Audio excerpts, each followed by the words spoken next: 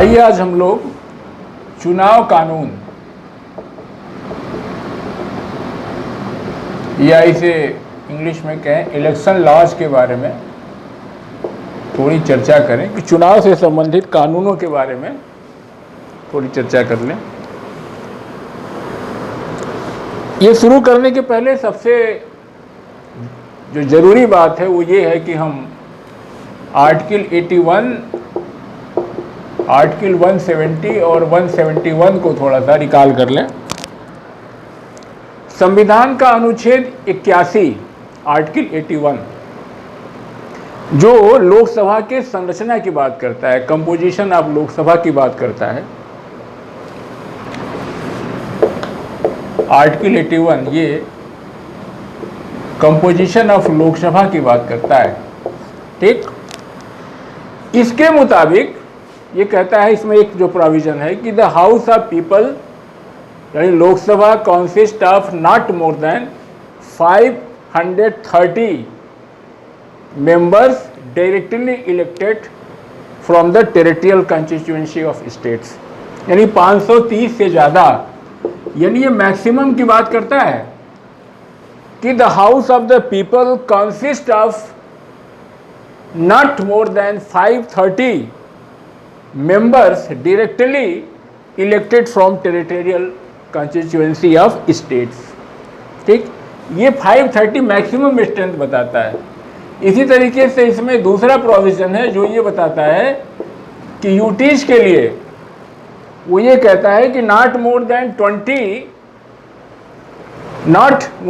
20 to represent the union territories chosen in such manner as parliament by law में provide. ये maximum strength की बात करता है 20, ये 530। तभी आप देखते कहते लोकसभा के अधिकतम सदस्यों की संख्या कितनी है, कहते हैं 550 है। ये मैक्सिमम नंबर है, मैक्सिमम नंबर के बारे में बताता है। इसी तरीके से हमारा 170 है, वो जो है 500 से अनधिक सदस्य कहता है, नॉट मोर देन 500, यानी किसी भी विधानसभा में भारत राज्य क्षेत्र के भीतर 500 से अधिक सदस्य नहीं होंगे। और ये भी कहता है कि नॉट लेस देन 60 से कम नहीं होंगे, यानी 500 से अधिक नहीं होंगे और 60 से कम नहीं होंगे, ये बताता है। इसी तरीके से 171 आप देखे होंगे, जो जहां पे विधान परिषद की व्यवस्था है वहां बताता है कि लेजिस्लेटिव काउंसिल में ये कहता है कि 1/3 से ज़्यादा मेंबर नहीं होंगे जितने उसके लेजिस्लेटिव असेंबली में होंगे, और किसी भी हालत में ये जो है नॉट लेस देन 40, ये 40 से कम नहीं होंगे। ये मैक्सिमम स्ट्रेंथ की बात करता है 81, 170, 171, ठीक, क्लियर। 81 ये कहता है, बताया आपको, the house of the people consist of not more than 530 members directly elected from territorial constituencies. और इसी में दूसरा प्रोविजन कहता है कि not more than 20 to represent the union territories chosen in such manner as parliament by law में provide. इसी तरीके से विधान परिषद में आपको बताया कि कहता है कि विधान परिषद के अधिकतम सदस्यों की संख्या विधानसभा के 1/3 से ज़्यादा नहीं होगी। और इसी तरीके से कहता है शैल नॉट एक्सीड, वर्ड जो यूज होता है shall not exceed more than 1/3 of legislative assembly, और not less than in any case not less than 40। ये मैक्सिमम स्ट्रेंथ की बात ये तीनों करते हैं, ये बात क्लियर हो गई। और 81 ये भी कहता है, 81 में ये भी कहता है कि इनकी संरचना के बारे में और एक बात करता है कि प्रत्येक राज्यों को लोकसभा के स्थानों का आवंटन ऐसा होगा कि स्थानों की संख्या से उस राज्य की जनसंख्या का अनुपात सभी राज्यों के लिए यथासंभव एक सा होगा। यानी प्रत्येक राज्य को लोकसभा के स्थानों का जो आवंटन होगा वो ऐसा होगा कि जो स्थानों की संख्या है, जैसे 85, 40, 54 जहां भी है, उस राज्य की जनसंख्या का अनुपात सभी राज्यों के लिए यथासंभव एक सा होगा। और इसी में एक दूसरी बात है, वो प्रत्येक राज्य की बात की, राज्यों की बात कर रहा था, ये प्रत्येक राज्य की बात कर रहा है कि प्रत्येक राज्य के जो रीजनल टेरिटोरियल कॉन्स्टिट्यूएंसीज हैं, जो प्रत्येक राज्य कि जो प्रादेशिक निर्वाचन क्षेत्रों से ऐसी रीति से विभाजित किया जाएगा कि जो प्रत्येक निर्वाचन क्षेत्र की जनसंख्या का उसको आवंटित स्थानों की संख्या से अनुपात समस्त राज्य के लिए यथासंभव एक सा होगा। ये 2 प्रोविजन कहता है। मगर यहां ध्यान देने की बात यह है कि ये कितनी संख्या होगी, वास्तव में कितनी सीटें भरी जाएंगी, ये संविधान स्पष्ट नहीं करता। ये मैक्सिमम की बात तो करता है कि ये 530 होंगी, ये क्या कि नॉट मोर देन 20 होगा, ये नॉट मोर देन 500 या नॉट लेस देन 600। काउंसिल के बारे में विधान परिषद का 1/3 नॉट लेस देन 40, ये सारी मैक्सिमम स्ट्रेंथ की बात करता है, मगर ये नहीं बताता कि जो है कि इस समय वास्तव में कितनी सीटें होंगी। ध्यान देने की बात है। और ये काम छोड़ देता है क्या कि पार्लियामेंट बाइला में प्रोवाइड, जैसा कि संसद कानून बनाए, ये अधिकार संसद को दे दिया गया। तो संसद के लिए बाध्यता थी कि वो इस पे कानून बनाए। और तभी 1950 में ही, जिसे आप कहते हैं representation of the people act, representation of the people act 1950 enact किया गया। क्लियर? अब ये पार्लियामेंट के ऊपर था कि ये बताए कि इस समय वर्तमान में कितनी सीटें होंगी। तो पार्लियामेंट को इसके लिए कानून बनाना था। तो आप देखते होंगे इलेक्शन की जहां बात आती है वहां हर जगह आपको मिलेगा रिप्रेजेंटेशन ऑफ पीपल एक्ट 50, 51, तो मोस्टली 51 मिलेगा। तो जगह जगह आपको मिलता है। ये सारी बातें इसी में। तो रिप्रेजेंटेशन ऑफ पीपल एक्ट 1950 में इनैक्ट किया गया। क्यों किया गया? क्योंकि जिससे कि लोकसभा, राज्यों की विधानसभाओं के लिए और जहां विधान परिषद की स्थापना हुई है कि सीटों का आवंटन कैसा हो, एलोकेशन कैसा हो, इसके उद्देश्य के लिए ये इनैक्ट किया गया 1950 में। Is it clear? 1950 में इनैक्ट किया गया। और इस कानून के द्वारा राष्ट्रपति साहब को ये इख्तियार दिए गए कि वो चुनाव आयोग से कंसल्ट करके सीटों की संख्या बताएंगे। तो अगर आप देखें कि इस साइड में क्या क्या व्यवस्था थी, तो आप संक्षेप में आपको बता दें। पहला तो हो गया allocation of seats in Lok Sabha, legislative assembly, short में लिख दे रहा हूं, लेजिस्लेटिव काउंसिल्स जहां हैं। ठीक। दूसरा ये था कि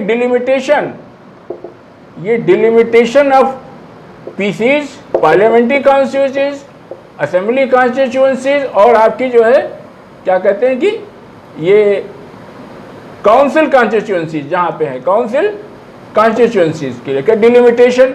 और इसी तरीके से निर्वाचन अधिकारियों, अभी पीछे चुनाव तंत्र में हम पढ़ रहे थे, इसी तरीके से हमारे जो है निर्वाचन अधिकारी, जो कि आप जानते हैं ना, बताया कि CEO, chief electoral officer, chief electoral officer, और या आपके क्या कहते हैं DEO, district election officer, EROs et cetera जो होते हैं, इनके बारे में प्रोविजन किया गया।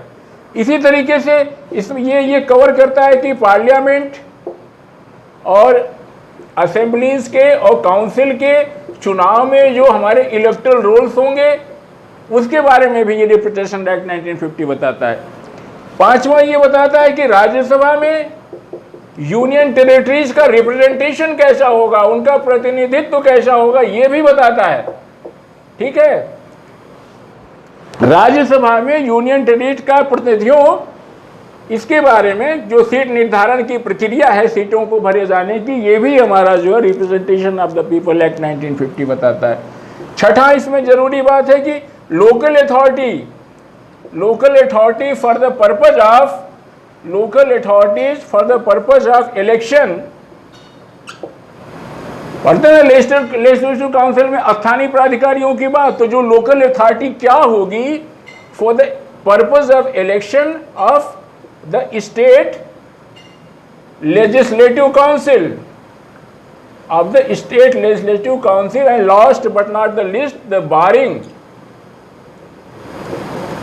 बारिंग द क्या कहते हैं उसको, jurisdiction, barring the jurisdiction of civil court, barring the jurisdiction of civil court, यानी दीवानी न्यायालय को इन सारे मामलों से अलग रखना। ये बातें आपके रिप्रेजेंटेशन ऑफ पीपल एक्ट 1950 में हैं। तो ये 1950 का जो representation of the people act बना, इसमें आपने देखा कि किस चीज़ के प्रावधान थे, सीटों को एलोकेशन को लेके प्रावधान थे, आवंटन को लेके प्रावधान थे, और चुनाव क्षेत्र के सीमांकन, डिलिमिटेशन ऑफ कंस्टिट्यूएंसीज की बात थी, और इसके साथ साथ इलेक्टोरल रोल्स आदि की व्यवस्था तो थी, लेकिन इसमें संसद के दोनों सदनों, देश भर के विधानसभाओं और जहाँ पे विधान परिषद है, उनके चुनाव कैसे कराए जाएं उसके एलिबरेट प्रोविजंस नहीं थे। मेंबर्स के क्वालिफिकेशन एंड डिसक्वालिफिकेशन के बारे में कोई डिटेल व्यवस्था नहीं थी, और करप्ट प्रैक्टिसेस के बारे में इसमें कोई बात नहीं थी। चुनाव संबंधी अगर कोई डिस्प्यूट्स एराइज हो जाते हैं तो उनको कैसे हल किया जाएगा, उस पर भी इसमें कोई बात नहीं थी। तो ये सारी चीज़ें जो है हमारे रिप्रेजेंटेशन ऑफ पीपल एक्ट 1950 में नहीं थी। यही वजह थी कि आगे चल करके representation of the people act 1951 जो अब तक का सबसे महत्वपूर्ण एक्ट है, उसको हमें इनेक्ट करना पड़ा, उसकी व्यवस्था करनी पड़ी। तो संक्षेप में आपको बता दूं, किताब में तो सारी बातें लिखी हुई हैं, आप देख लेंगे। याद रख लीजिए कि representation of the people act 1951 में qualification and disqualification of members कैसे, मेंबर्स ऑफ पार्लियामेंट, संसद सदस्य, और स्टेट लेजिस्लेचर्स के बारे में मेंबर्स के क्वालिफिकेशन एंड डिसक्वालिफिकेशन की व्यवस्था है। एक बात तो ये हो गई। दूसरा, ये नोटिफिकेशन ऑफ जनरल इलेक्शन के बारे में बताता है। जब जनरल इलेक्शंस होते हैं, सामान्य निर्वाचन होते हैं, उनके नोटिफिकेशन के बारे में। राजनीतिक दलों के पंजीकरण, रजिस्ट्रेशन ऑफ पॉलिटिकल पार्टीज के बारे में, कंडक्ट ऑफ इलेक्शन के बारे में, एडमिनिस्ट्रेटिव मशीनरी कैसे काम करेंगी चुनाव में, उसके बारे में।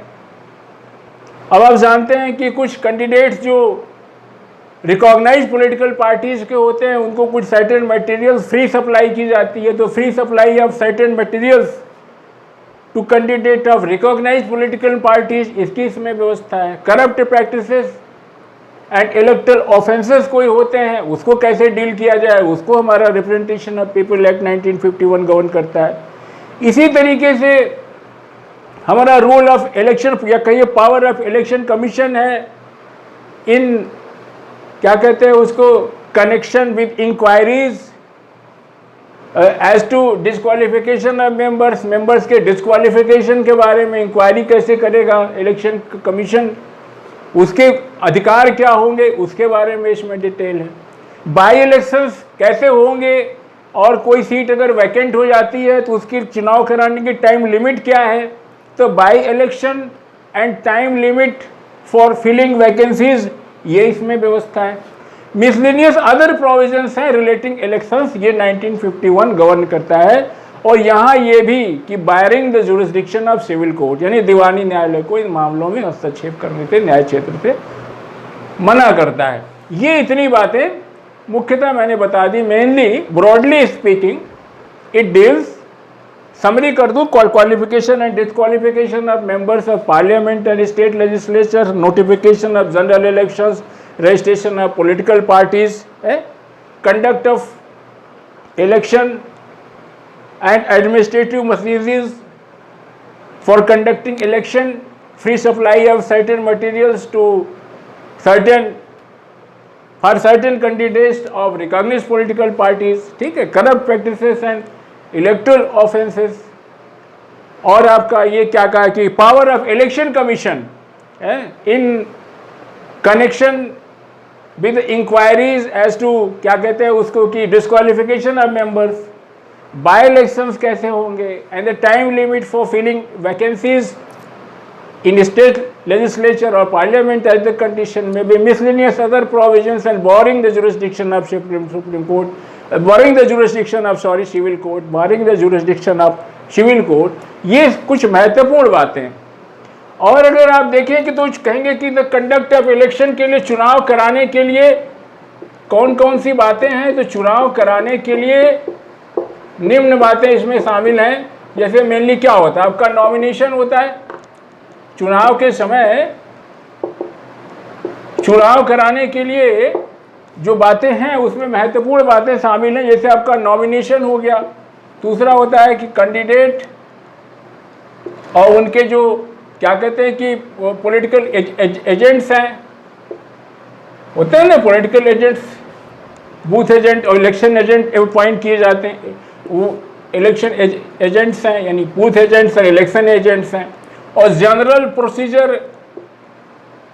प्रोसीजर लिख दूं थोड़ा सा, जनरल प्रोसीजर ऑफ इलेक्शंस हैं। फिर आपका क्या कहते हैं उसको कि चुनाव के बारे में है कि चुनाव कैसे होगा, काउंटिंग कैसे होगी, मल्टीपल इलेक्शंस के बारे में प्रोविजन है कि मल्टीपल इलेक्शंस कैसे होंगे, ठीक, मल्टीपल इलेक्शंस के बारे में है।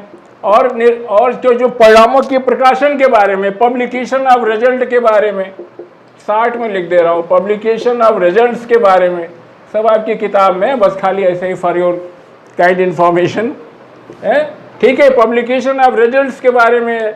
इसी तरीके से क्या कहेंगे कि आपका एसेट एंड लायबिलिटीज, हाँ, चुनाव के दौरान जो एसेट एंड लायबिलिटीज डिक्लेयर होते हैं उनके बारे में इसमें प्रोविजन है। इसी तरीके से इसमें प्रोविजन है इलेक्शन एक्सपेंसेस, चुनाव खर्च जानते हैं आप, इलेक्शन एक्सपेंसेस के बारे में प्रोविजन है। तो ये सारे प्रोविजंस हैं इसमें। क्या बता दिया, नॉमिनेशन के बारे में, कैंडिडेट और पॉलिटिकल एजेंट्स के बारे में, जनरल प्रोसीजर ऑफ इलेक्शंस कैसे कैसे होगा, चुनाव कैसे होगा, काउंटिंग कैसे कराई जाएगी, मल्टीपल इलेक्शन के बारे में, पब्लिकेशन ऑफ रिजल्ट्स के बारे में, declaration of assets and liabilities के बारे में, और last but not least election expenses के बारे में आप जानते होंगे। ये सारी बातें इसमें। इसी तरीके से कानून प्रावधान, कुछ कानूनी प्रावधान जो चुनाव के दौरान विवाद के रूप में सामने आते हैं, उनको कैसे हल किया जाए। तो जैसे कि उसमें प्रेजेंटेशन ऑफ पेटिशन है, प्रेजेंटेशन ऑफ पेटिशन या कहिए करेक्टली इलेक्शन पेटिशन इन हाई कोर्ट है। इसी तरीके से विड्रॉल है, इनका जो है विड्रॉल एंड एबेटमेंट कहिए, withdrawal and abetment of the election petitions है।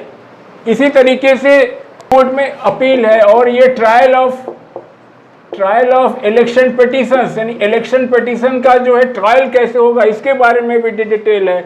और cost and securities, cost and security of cost, इसके बारे में भी है। तो ये सारे प्रोविजंस जो है, जो कानूनी प्रावधान है जो चुनाव के दौरान विवाद से जो जुड़े होते हैं, निम्न मामले जैसे कि आप presentation of election petitions in high court है। इसी तरीके से withdrawal and amendment of election petitions हैं। ट्रायल है आपका कि इलेक्शन कमीशन कैसे ट्रायल करेगा, ट्रायल रिलेटिंग जो है ये ट्रायल रिलेटिंग इलेक्शन पेटिशंस हैं। और इसी तरीके से हमारे अपील टू सुप्रीम कोर्ट में अपील होगी तो उसके विषय में क्या कानून है, ये सारी चीज़ें। Cost and security for cost ये हैं। और cost and security for cost ये मेन चीज़ें हमारी जो है रिप्रेजेंटेशन ऑफ पीपल एक्ट या representation of the people act 1951 व्यवस्था करता है। ये मैंने आपको 60 में बता दिया, आप इसको किताब से पढ़ लेंगे। और थोड़ा सा delimitation act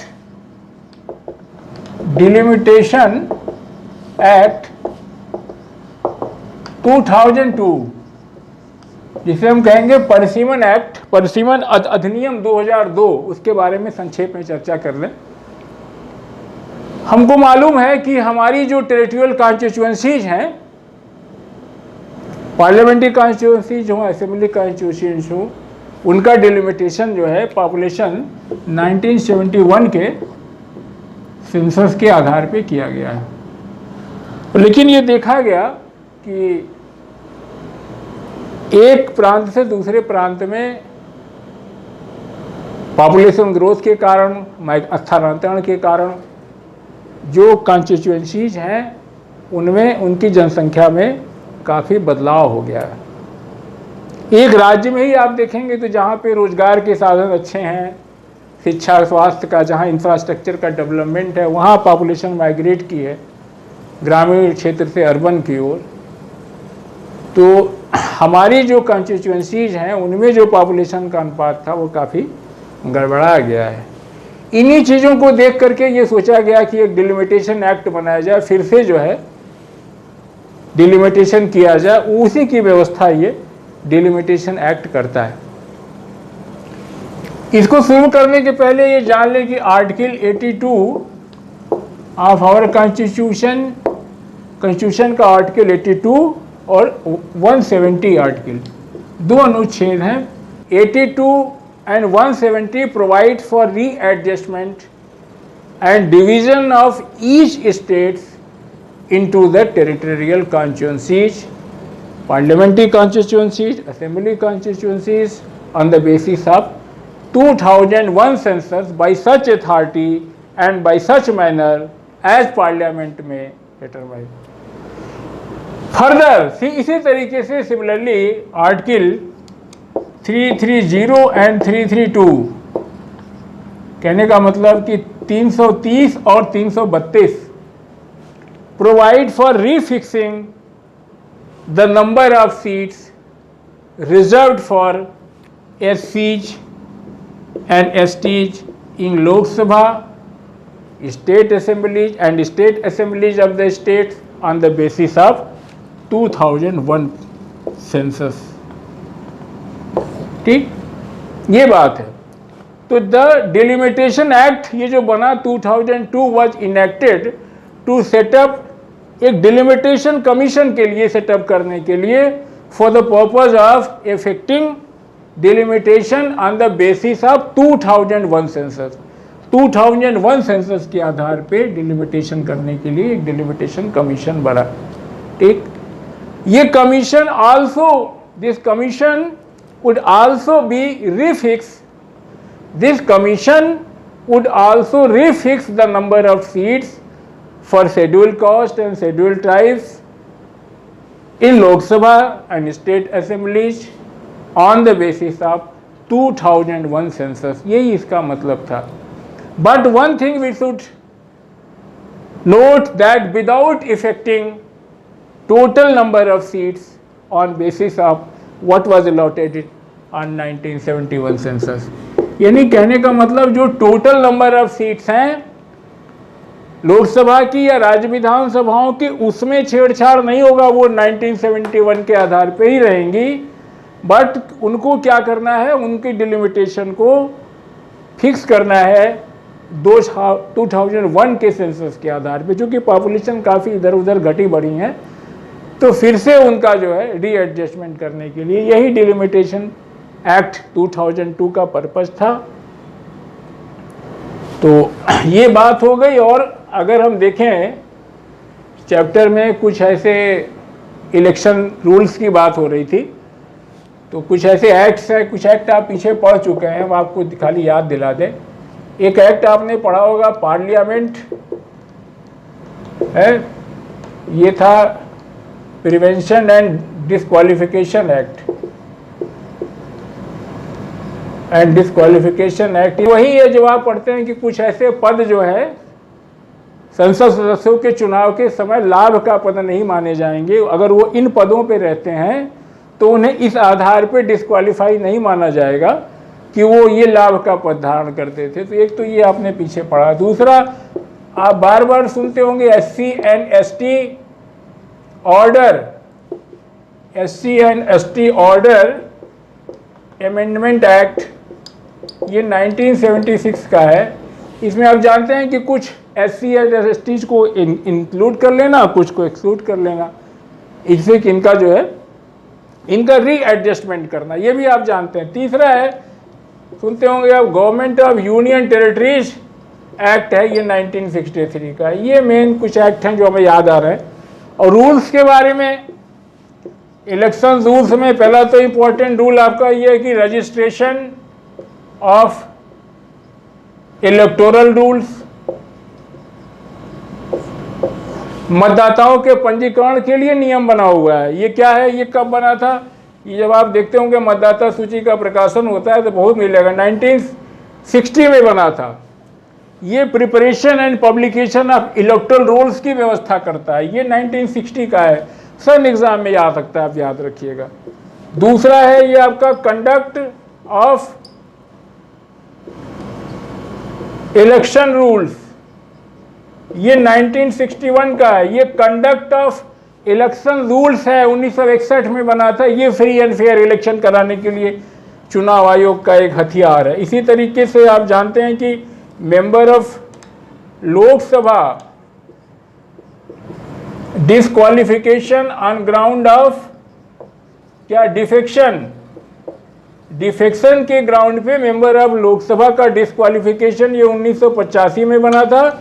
similarly member of Rajya Sabha के disqualification on ground of defection ये भी 1985 में ही बना। लोकसभा राज्यसभा दोनों के सदस्यों के लिए डिफेक्शन के कारण उनका जो डिस्क्वालिफिकेशन होता है ये 85 का है, ठीक है। और एक और जान लें कि 2004 में रूल्स बना था, अलग अलग बना था। मेंबर ऑफ लोकसभा के लिए declaration of assets and liabilities, इसी तरीके से मेंबर ऑफ राज्यसभा के लिए बना था declaration of assets and liabilities, ठीक। ये declaration of assets and liabilities Lok Sabha and Rajya Sabha के लिए अलग अलग रूल्स हैं। ये 2004 में बने थे। ये मैंने घसीट के लिख दिया, इसलिए आपकी किताब में सामने लिखा हुआ है, आप इसको देख लेंगे। और ये छोटी छोटी बातें हैं, इसको आप याद रखेंगे। बस अभी इतना ही। जय हिंद।